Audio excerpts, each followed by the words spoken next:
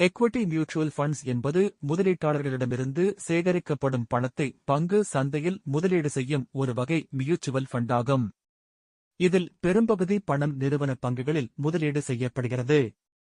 நீண்ட காலத்தில் அதிக லாபம் தரக்கூடியது என்பதால் இளைஞர்கள் மற்றும் நீண்டகால இலக்குகள் கொண்டவர்கள் அதிகம் விரும்புகின்றனர். பங்கு சந்தையின் ஏற்றத்தாழ்வுகளைப் பொறுத்து இவை இயங்குவதால் ஆபத்து அதிகம் இருந்தாலும் ரிட்டர்ன்ஸ் கூட அதிக வாய்ப்பு கொண்டதாக இருக்கும். எக்விட்டி ஃபண்ட்ஸ் பல வகைகள் உள்ளன. பெரிய நிறுவனங்களில் முதலீடு செய்யும் லார்ஜ் கேப் ஃபண்ட்ஸ் மிகவும் நிலையானவை. நடுத்தர நிறுவனங்களில் முதலீடு செய்யும் மிட் கேப் ஃபண்ட்ஸ் அதிக வளர்ச்சி வாய்ப்புகளை தரும். சிறிய நிறுவனங்களில் முதலீடு செய்யும் ஸ்மால் கேப் ஃபண்ட்ஸ் மிக அதிக ரிட்டர்ன்ஸ் தரக்கூடும், ஆனால் மிகுந்த ஆபத்தும் கொண்டவை. மல்டி கேப் ஃபண்ட்ஸ் பெரிய, நடுத்தர மற்றும் சிறிய நிறுவனங்களில் கலந்து முதலீடு செய்வதால் ஆபத்து மற்றும் லாபம் சமநிலையில் இருக்கும்.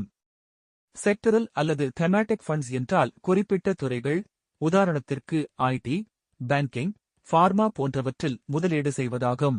எக்விட்டி ஃபண்ட்ஸ் யாருக்கு பொருத்தம் என்றால், நீண்டகால இலக்குகளை அடைய விரும்புபவர்கள், அதிக ஆபத்தை ஏற்கும் மனப்பாங்கு கொண்டவர்கள், அதிக ரிட்டர்ன்ஸ் எதிர்பார்க்கும் முதலீட்டாளர்கள் ஆகியோருக்கே பொருத்தமானவை. இவை தரும் நன்மைகள் பல. அதிக வருமானம் பெற முடியும். பணவீக்கத்தை விட ரிட்டர்ன்ஸ் அதிகமாக இருக்கும். மிகச்சிறிய தொகையிலிருந்தே சிப் முறையில் முதலீடு தொடங்கலாம். ஃபண்ட் மேனேஜர்ஸ் மூலம் நிபுணத்துவமான மேலாண்மை கிடைக்கும் என்பதால் முதலீடு செய்வது எளிதாக இருக்கும். அதே நேரத்தில் சில குறைபாடுகளும் உள்ளன. பங்கு சந்தை நிலைமை மோசமாக இருந்தால் இழப்பு ஏற்படலாம். குறுகிய காலத்தில் ரிட்டர்ன்ஸ் கிடைக்காது.